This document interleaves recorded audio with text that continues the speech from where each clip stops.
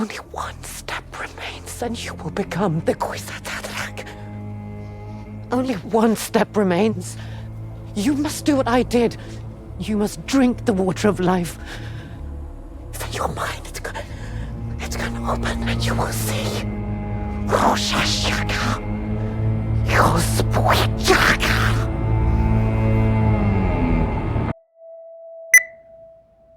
What if the greatest difference between the Dune and Christianity isn't the Messiah, but where the Messiah comes from? In Dune, the Messiah appears exactly as prophesied, but those prophecies may have been planted centuries in advance. In Christianity, the Messiah also fulfills ancient prophecies, but believers argue those prophecies came from God Himself. So is Dune simply science fiction? Or is it asking us to question every religious story we have ever believed? Let us find out.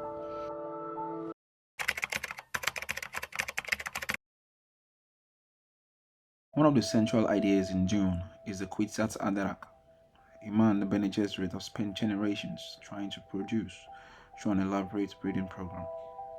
From the very beginning, we are told that Paul's rise isn't entirely accidental. Powerful people have been planning for someone like him for centuries. You were told to bear only daughters, but you in your pride thought you could produce the Kwisatz Haderach. Was I wrong? You're lucky he didn't die in that room. If he is the one, he has a long way to go. His sight is barely awakened, and now he goes into the fire. But our plans are measured in centuries. We have other prospects, if he fails his promise. Do you see so little hope? On Arrakis, we have done all we can for you. A path has been laid. Let's hope he doesn't squander it. This immediately raises an important question. Is Paul truly the chosen one? Or is he simply the final product of an incredibly successful human plan?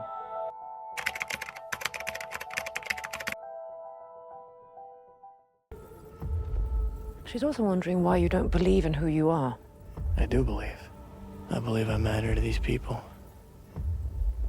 I believe I'm making a difference in this war. We're nearly at the gates of the city. That's not what she means. I know what she means. Do you not think I also feel the weight of the prophecy? It's not a prophecy. It's a story that you keep telling, but it's not their story, it's yours. They deserve to be led by one of their own. What your people did to this world is heartbreaking. We gave them something to hope for. That's not hope! One of the most fascinating revelations in Dune is that the Bene Gesserit didn't merely train extraordinary people. They also spread religious expectations across different civilizations through something known as the Missionaria Protectiva. These planted traditions were designed to prepare populations so that one day a Bene Gesserit or someone connected to them could take advantage of those expectations if necessary. Paul realizes this. He understands that many of the framing beliefs surrounding him may not have appeared naturally. They may have been deliberately cultivated generations before his arrival. Whether Frank Herbert intended this as a critique of organized religion, hero worship, or political manipulation is widely debated, but many readers see Dune as a warning about how belief can be influenced, shaped, and even weaponized.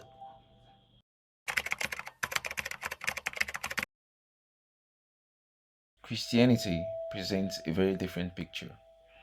According to the Bible, the Messiah wasn't the product of a secret organization carrying out a long-term social experiment.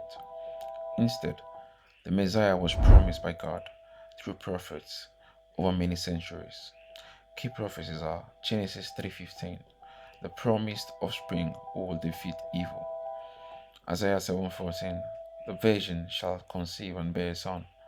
Micah 5:2, the Messiah will be born in Bethlehem. Isaiah 53, the suffering servant who will bear the sins of many. Christians believe these weren't carefully planted myths by human institutions, but revelations from God given through different prophets over hundreds and hundreds of years.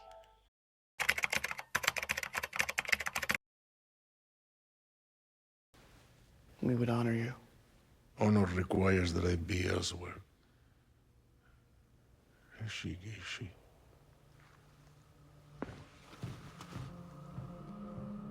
The Fremen awaits the coming of the Lisan al-Gaib, the voice from the outer world, the one who will lead them to freedom and transform Arrakis.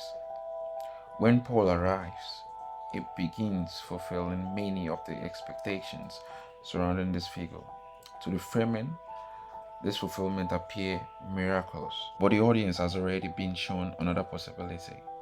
Many of these expectations may have existed because the Bene Gesserit intentionally seeded them long before Paul's arrival. This creates one of Dune's biggest questions. Is Paul genuinely fulfilling destiny or stepping into a role that was carefully prepared for him?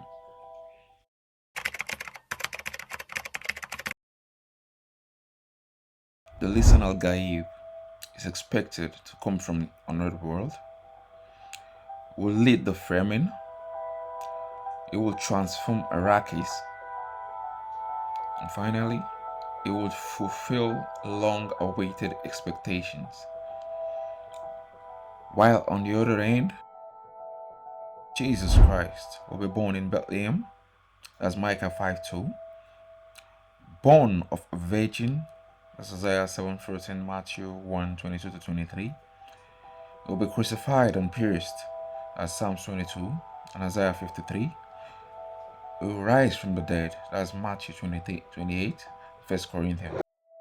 Both stories involve long-awaited saviors. Both involve ancient prophecies. Both inspire devoted followers, but they differ dramatically in how those prophecies came into existence.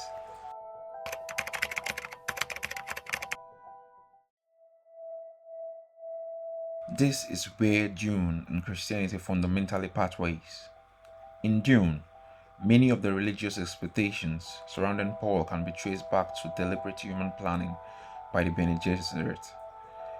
Whether Paul's abilities are extraordinary or not, the story invites viewers to ask how much of his messianic status depends on beliefs that were intentionally cultivated. Christianity makes a different claim. It teaches that the coming of Jesus was initiated by God, foretold by prophets, and ultimately confirmed through his life, death, and resurrection. From the Christian perspective, the Messiah is not manufactured by human strategy, but sent by divine action. One story suggests that belief can be engineered. The other claims that belief is a response to God's intervention in history. That difference changes everything.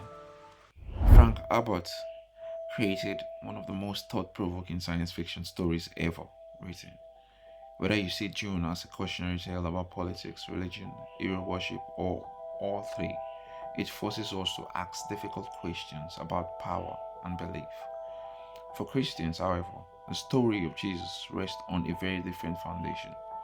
One that claims its origin is not human planning, but God's unfolding purpose throughout history. What do you think? Was Frank Herbert intentionally challenging religious beliefs, or simply warning us about the dangers of charismatic leaders and manipulated prophecy? Let me know your thoughts in the comment section.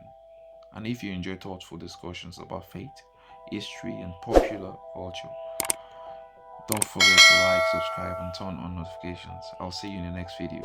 Adios. Thank you.